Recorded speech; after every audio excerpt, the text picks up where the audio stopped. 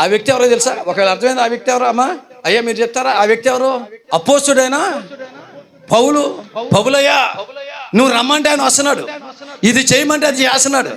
అయ్యా అటు వెళ్దామంటే నీతో పట్టుకు వస్తున్నాడు. నీ నోటి వెంట రావటం లేటు వెంటనే స్థిరపరచుకోండి. కారణం ఏంటంటే పౌలు గారు చెప్పేది ఏంటో చేశా. అలా జరగడం కారణం ఏంటంటే చెప్పిన ప్రత్యేకత ఉందయ్యా. ఏంటి అంటే అలా దేవుడు నా పట్ల చేయడం కారణం ఏంటంటే నేను వాటిని ధరించుకొని ఉన్నాను గనుక ఆయన నా నోటి వెంట వచ్చిన దాన్ని నెరవేరుస్తున్నాడు. ఈ రోజున నువ్వు కనపడమన్నా కనపడపోవటం కారణం ఏంటి తెలుసా? నువ్వు ప్రార్థనకు వస్తున్నావే కానీ వాటిని ధరించుకోలేదంట. పౌలు గారు చెప్తున్నాడు, నువ్వు పిలిచే వస్తున్నాడు, రమ్మంటే వస్తున్నాడు, వెళ్దామంటే వెళ్దామంటున్నాడు, కాసేపు ఇక్కడ కూర్చుందామంటే కూర్చున్నా. కారణం ఏంటి? పౌలు గారు చెప్తున్నాడు అలా రావటం కారణం ఏంటంటే నేను వాటిని ధరించుకున్నాను కనుక దేవుడు నాకు ఒక స్నేహితుడైపోయాడు. ఆమెన్, హల్లెలూయా.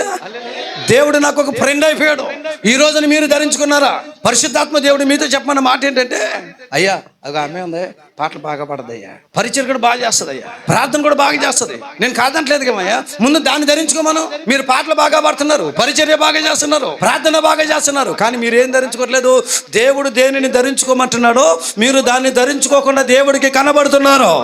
ఎందుకు పౌలు గారు అసలు ఏం ధరించుకున్నాడు?